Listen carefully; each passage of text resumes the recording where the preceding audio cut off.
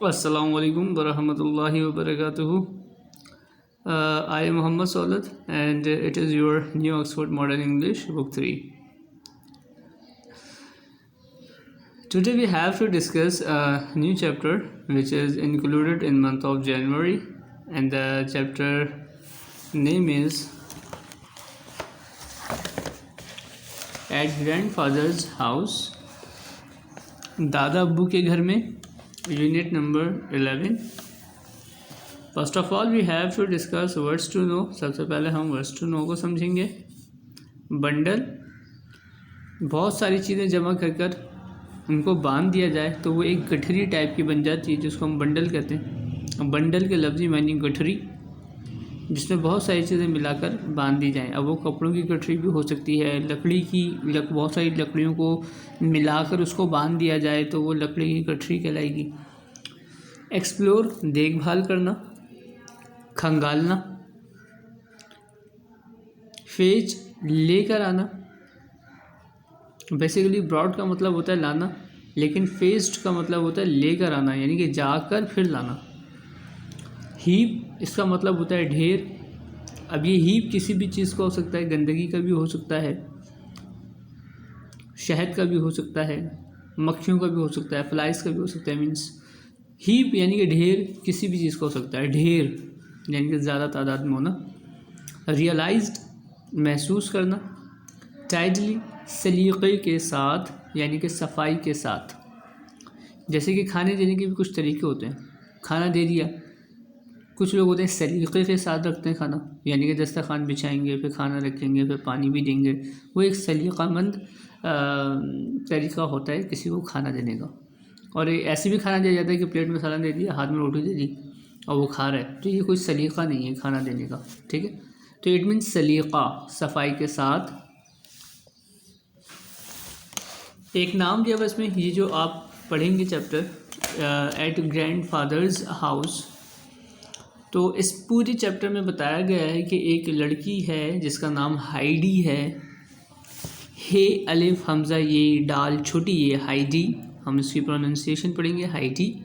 ये जो एक लड़की है ये अपने दादा अब्बू के घर पे रहने आती है, और दादा अब्बू के घर में कुछ ख़ास सामान वगैरह नहीं होता घर में, तो ये उनके पास रहने आती है. एक औरत छोड़कर जाती है इसको, हाइडी को, दादा अब्बू के पास. और ये जब अपने दादा अब्बू के पास आई है तो ये काफ़ी ऐसे दराज के बाद आई है उनसे मिलने के लिए. और इसी तमाम वाक़यात को जो है चैप्टर में बयान किया गया है, हम इसको पढ़ेंगे. Heidi has just seen left at her grandfathers house for the first time. First time यानी कि पहली दफ़ा आई है. ठीक है, यानी कि दादा अब्बू इसको पहचान भी नहीं सके क्योंकि ये आई फर्स्ट टाइम है. फर्स्ट टाइम आई है. शी इज़ 5 years old, ये 5 साल की लड़की है. यानी कि अभी मैंने आपको इंट्रो में बताया कि अरसा दराज पहले, तो इट मीन्स अरसा दराज पहले से मुराद ये है कि ये पूरा आपका एक बुक है, उसमें से चैप्टर लिया गया है. तो अरसा दराज से मुराद मेरा ये है कि बहुत अरसा पहले जब इस बच्ची की पैदाइश हुई थी तो इसके ग्रैंडफादर ने इसको देखा था, और ये लड़की कभी भी अपने ग्रैंडफादर के घर पर नहीं आई थी. अब ये फ़र्स्ट टाइम जो है वो अपने ग्रैंडफादर के घर पर आई है. इसकी मुलाकात जो है वो पहली बार अपने दादा के घर पर हो रही है. As soon as the woman left, grandfather sat down on the bench outside his house. जैसे ही औरत रुखसत हुई, दादा अब्बू अपने घर के बाहर बेंच पर बैठ गए. Heidi saw that he was busy and decided to explore. Heidi ने देखा कि वो मसरूफ़ हैं और इधर उधर देखने भालने का फ़ैसला किया. शी वॉक्ड, देखने भालने का यानी कि घर को देखने का फ़ैसला किया कि घर किस तरह से बना हुआ है. She walked around the side of the wooden building. उसने लकड़ी की बनी हुई इमारत के पहलू में मोड़ काटा, यानी कि उसकी गिर्द घूमती रही. शी नोटिस्ड एन एम्प्टी गोट, उसने बकरियों का एक खाली बाड़ा. एंड सम टॉल ट्रीज, और चंद ऊंचे ऊंचे दरख्त देखे. The wind went a rushing and roaring sound as it blew through their all branches. बुलंद शाखों से गुजरती हुई एक सनसनाती और गरजती हुई आवाज़ पैदा करती हुई हवा की आवाज़ भी सुनी। Heidi walked round and found herself back next to grandfather. Heidi ने फिर एक मोड़ काटा, यानी कि दोबारा मुड़ी और ख़ुद को वापस दादा अब्बू के साथ पाया। She stood in front of him and waited. वो उनके सामने खड़ी हो गई और इंतज़ार करने लगी।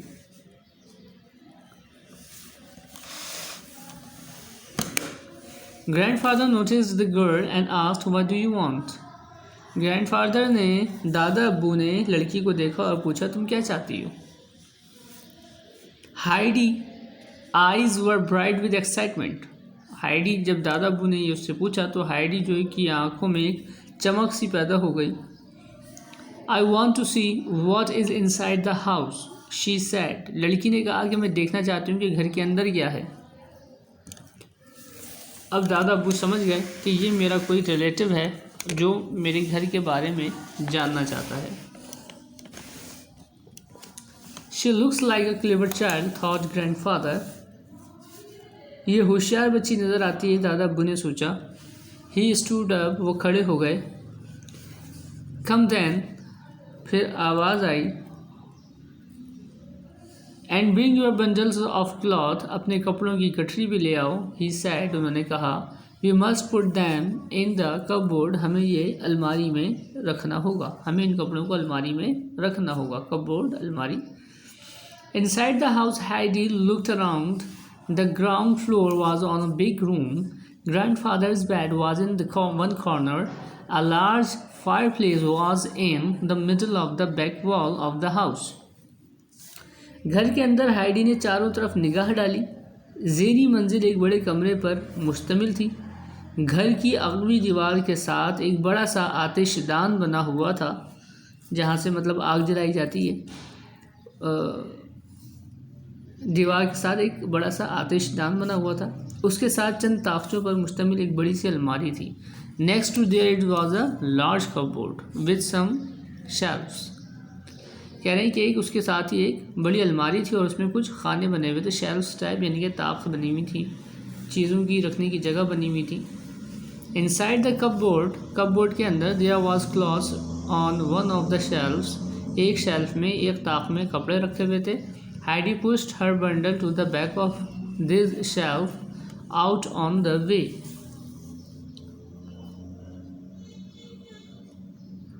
हाइडी ने अपने कपड़े उस अलमारी में रखे। On the other shelf were some plates, और दूसरे ताकचे में, ताक मतलब मैं लफ्ज़ जो इस्तेमाल कर रहा हूँ वो शेल्फ के लिए इस्तेमाल कर रहा हूँ, यानी कि अलमारी में जो खाने बने हुए होते हैं उनकी बात कर रहा हूँ।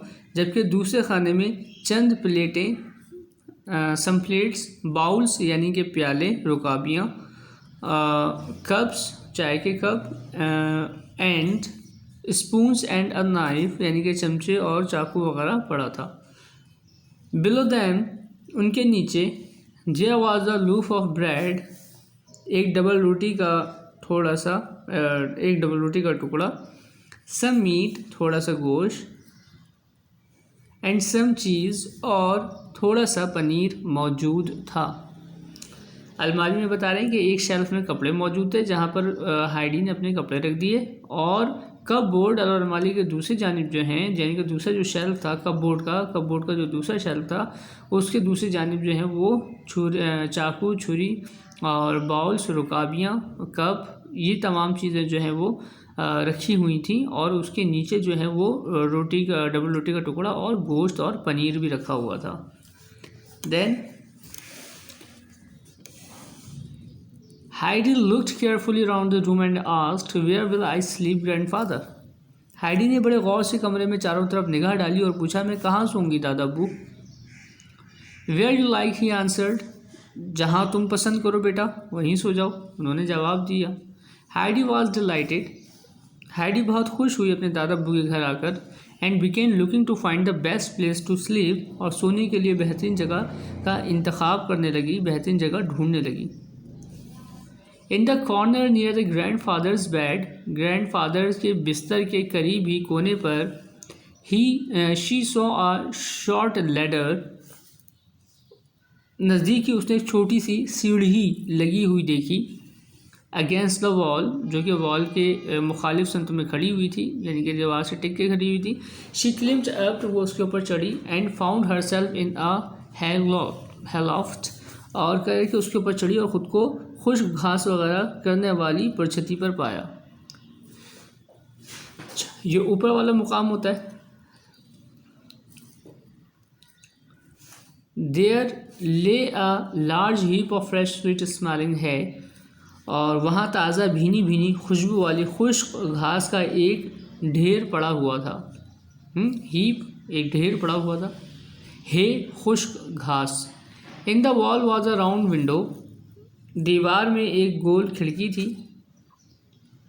Had looked out of it she could see write down the valley. Heidi ने उससे बाहर झांका और वो सीधा नीचे वादी तक देख सकती थी। I shall sleep up here, grandfather, she called down to him. It's lovely up here. Come and see how lovely it is. मैं यहाँ ऊपर सोऊंगी दादा अब्बू, उसने उन्हें आवाज़ देकर कहा। ये जगह बहुत प्यारी है, आप भी ऊपर आइए और देखिए कि ये जगह कितनी प्यारी है। Oh I know all about it, he answered. दादा अब्बू ने जवाब दिया, मैं इन सब के बारे में जानता हूँ। I am getting the bed ready now, मैं अब बिस्तर तैयार कर रही हूँ, उसने फिर आवाज़ दी। शी कॉल्ड डाउन अगेन, दोबारा आवाज़ देकर कहा कि अब मैं अपना बिस्तर तैयार कर रही हूँ सोने के लिए। But I will need a sheet, लेकिन मुझे एक चादर की ज़रूरत पड़ेगी। You can't have a bed without a sheet, आप चादर के बगैर बिस्तर नहीं बिछा सकते। You have to have one to lie upon, आपके पास लेटने के लिए एक होनी चाहिए। यानी कि लड़की ने बताया, तरीक़ा बताया, सलीक़ा बताया अपने दादा को कि जब बिस्तर लगाया जाता है तो उसके ऊपर चादर बिछाई जाती है और फिर उसके ऊपर सोया जाता है। यानी कि एक सलीक़े की बात करी बच्ची ने। ऑल राइट सेड ग्रैंडफादर, ठीक है दादा अब्बू ने कहा। ही वेंट टू कपबोर्ड, वो अलमारी की तरफ गए। After searching for a few minutes, और कुछ मिनट छानने के बाद, तलाश करने के बाद, ही पुल्ड आउट अ थिक, उन्होंने एक मोटा सा भारी ओल्ड क्लॉथ, पुराना कपड़ा निकाला। It was a bit rough but it was all he had that could be used as a sheet. ये थोड़ा खुरदरा था, लेकिन उनके पास यही था जिसे चादर के तौर पर इस्तेमाल किया जा सकता था। He carried it up to the loft, और वो उसे उठाए हुए छती पर आ गए। ओके, देन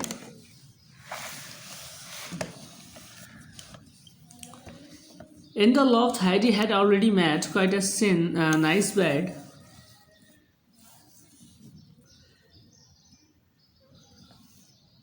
परछती पे हाइडी ने पहले ही एक अच्छा सा बिस्तर बना लिया था। She had put an extra heap of the hay at one end for a pillow, और तकिया बनाने की गर्ज से उसने एक जानिब जो है वो खुश्क घास का ज़्यादा ढेर लगा लिया था। And she had arranged it in a way that, और उसने उसको इस तरह से इस अंदाज में तरतीब दिया था।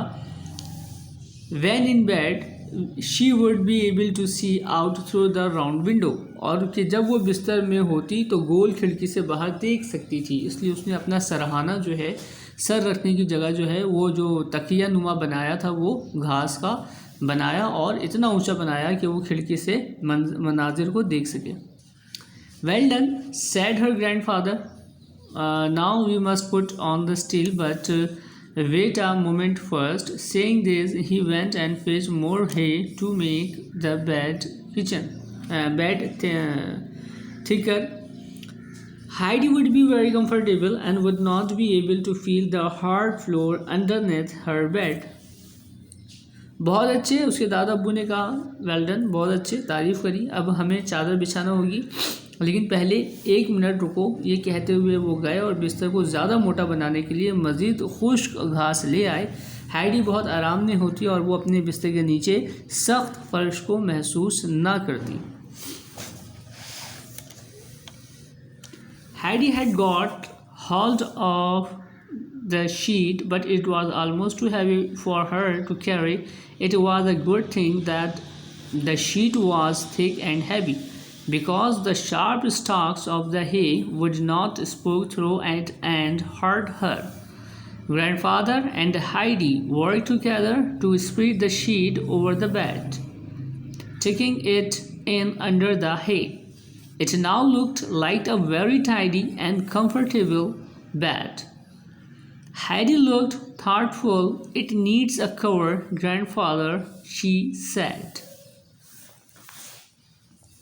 हाइडी ने चादर पकड़ी, लेकिन ये इतनी वज़नी थी कि उसे उठाना तकरीबन नामुमकिन था। ये अच्छी बात थी कि चादर मोटी और वज़नी थी, क्योंकि खुश्क घास की तेज़ डंडियाँ उसमें से नहीं निकल सकती थी और ना उसको तकलीफ़ देती। तो इतना मोटी चादर का होना उसके लिए बिल्कुल सही था कि घास उसको चुभती नहीं। चादर को बिस्तर के ऊपर फैलाने के लिए हाइडी और दादा अब्बू ने मिलकर काम किया। उसे खुश्क घास के नीचे फिट कर दिया। अब ये एक बहुत सुथरा और आरामदेह बिस्तर मालूम हो रहा था। हाइडी के चेहरे पर सोच के आसार थे। उसे एक ऊपर लेने वाली चादर गिलाफ की ज़रूरत है, दादा अब्बू, उसने कहा, यानी कि मुझे अब ओढ़ने के लिए भी चादर चाहिए। Yes, he agreed. After more searching, he found a small cover for Heidi. She was very pleased with her bed and wanted to go to sleep. हाँ, उन्होंने इत्तेफाक किया। हाँ बिल्कुल, मज़ीद तलाश के बाद उन्होंने हाइडी के लिए एक छोटी सी ऊपर ओढ़ने के लिए चादर निकाल ली। वो अपने बिस्तर से बहुत खुश थी और सोना चाहती थी। In the excitement of bed making, Heidi had forgotten everything else. बिस्तर अच्छा okay I think we might eat something first. ये लाइन मैंने मिस कर दी थी। Said grandfather, what do you think?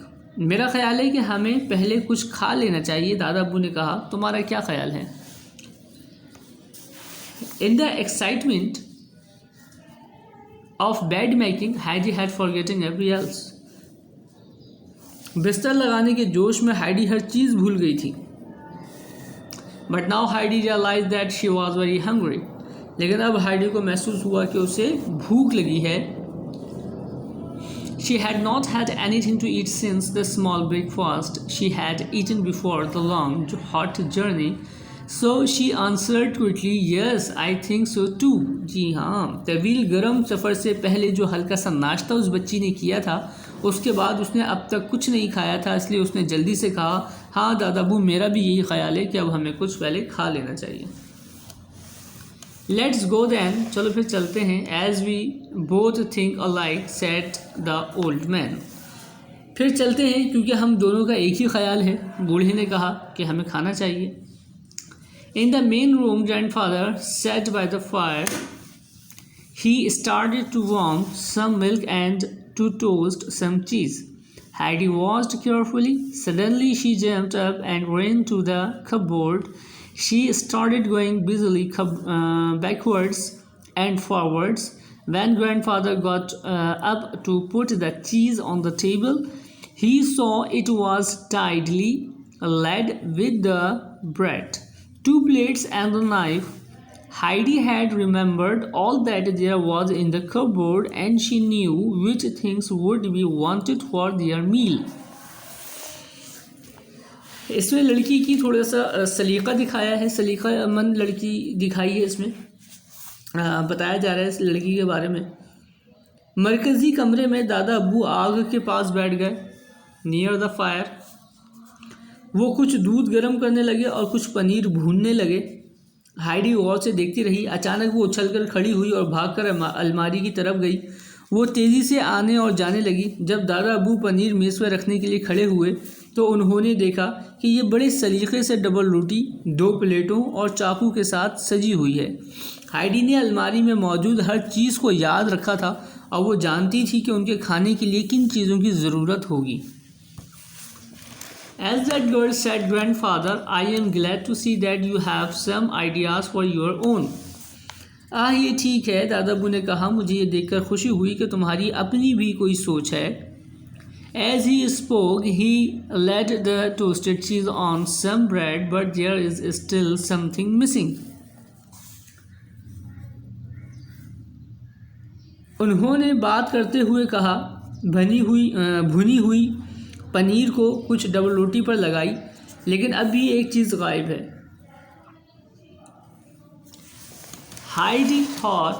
Heidi ने सोचा, What is it? अब क्या चीज़ गायब है? वो क्या है? She looked at the jug of milk. उसने दूध के जग को देखा. And she ran quickly back to the cupboard and got the 2 bowls from it. और वो तेज़ी से वापस अलमारी की तरफ भागी और उसमें पड़ी 2 रकाबियाँ निकाल लाई, यानी कि प्याले निकाल लाई. Good, very helpful. खूब, निहायत मददगार. Now where will you sit? अब तुम कहाँ बैठोगी? Grandfather was sitting on the only chair in the room. Grandfather कमरे में मौजूद एक ही चेयर पर बैठते हुए, एक ही जो कुर्सी थी उस पर बैठते हुए, वाहिद कुर्सी पर बैठते हुए कहा कि अब तुम कहाँ बैठोगी? Heidi got the stool and sat on it. She was too small to reach the table. वो बच्ची छोटी थी और खाने की मेज़ तक नहीं पहुंच पा रही थी. हाइडी स्टूल लाई और उस पर बैठ गई. वो इतनी छोटी थी कि मेज़ तक हाथ नहीं ले जा सकती थी. It is too low, but she shall fix that later, said grandfather. Now come along, let's eat. He stood up and moved his chair in front of Heidi's stool. He put a bowl of milk on the chair. Now Heidi had her own table. Then he brought her a large slice of bread and a piece of the golden cheese and told her to eat. ये बहुत नीचा है, लेकिन इसका इलाज हम बाद में करेंगे. दादा अब्बू ने कहा, अब आओ खाना खाते हैं. वो खड़े हुए और अपनी कुर्सी हाइडी के स्टूल के आगे रख दी. उन्होंने कुर्सी पर दूध की एक रुकाबी रख दी. एक हाइडी के पास उसकी अपनी मेज़ पर थी. फिर उन्होंने उसे डबल रोटी का एक बड़ा सा टुकड़ा दिया और सुनहरी चीज़ का एक टुकड़ा और उसे खाने को कहा. लाइक दिस, यानी कि दादा अब्बू के पास एक ही चेयर थी तो ये दूसरे कमरे से स्टूल ले आई, लेकिन चूंकि ये छोटी थी और मेज़ तक नहीं पहुंच पा रही थी तो दादा अब्बू ने अपनी कुर्सी जो है वो इसके लिए एक टेबल की सूरत में बना दी और उसको रुकाबी भी दे दी. रुकाबी में दूध दे दिया, प्याले में दूध दे दिया, चीज़ दे दी और ब्रेड दे दी. ठीक है, ये चीज़ें इसमें डायग्राम में थोड़ा सा आप समझ सकते हैं. Heidi lifted the bowl. Heidi ने उठा लिया प्याले को दोनों हाथों से. And drank without pause till it was empty. और बगैर रुके, वक्फा दिए, पीती चली गई. She was suddenly very thirsty from her long hot journey. यहाँ तक कि वो खाली हो गई रकाबी. अपने तवील गर्म सफ़र के बाद उसे अचानक बहुत प्यास लग गई थी. Was the milk nice? Asked the grandfather. दादा मुझे पूछा, क्या दूध बहुत अच्छा था? It is the best I have ever had, answered Heidi. It is the best I have ever had, answered Heidi. इतना अच्छा मैंने कभी नहीं पिया, हाइडी ने जवाब दिया. तो ये जो आपका एक चैप्टर था, ये एक थोड़ा सा किस्सा बयान किया है कि एक बेटी जो है अपने दादा अब्बू के पास आती है और उससे जो भी बात कहती है दादा अब्बू उसको बहुत ही पोलाइटली उसकी बातों को सुनते भी हैं और मानते भी हैं और उससे शफ़क़त और उससे मोहब्बत भरा रवैया जो है उसके साथ इख्तियार करते हैं. और ये एक छोटा सा आपका एक चैप्टर है जो कि लिया गया है, हाइडी एक नॉवेल है उसमें से लिया गया है और जोहाना स्पैरिस की जो है वो मुसन्निफ़ा हैं. तो मुझे उम्मीद है ये चैप्टर आपको समझ में आया होगा और अगर इसके बावजूद इसमें कोई प्रॉब्लम हो आपको तो आप मुझसे डिस्कस कर सकते हैं. मैंने डीपली वर्ड टू वर्ड आपको ये चैप्टर समझाया है और अगर फिर भी कोई प्रॉब्लम हो तो आप मुझसे डिस्कस कर सकते हैं. मैं स्कूल टाइमिंग्स में अवेलेबल रहता हूँ. ये आप डायग्राम भी देख सकते हैं. ठीक, एंड देन दिस डायग्राम ये आपका स्टोरी है, मतलब बिगनिंग है कि बच्ची कहाँ मिलती है और उसकी ख्वाहिश को पूरी करने के लिए जो चीज़ें भी उनके पास मौजूद होती हैं, जो भी चीज़ें उनके पास मौजूद होती हैं वो उन तमाम चीज़ों को सर्व करते हैं और लड़की भी सलीक़ामंद होने का सबूत देती है और चीज़ों को, हर चीज़ को खाने की मेज़ पर सलीक़े से रखती है, जिससे दादा अब्बू जो होते हैं उसको बहुत मुतासिर होते हैं। अस्सलामु अलैकुम व रहमतुल्लाहि व बरकातुहू।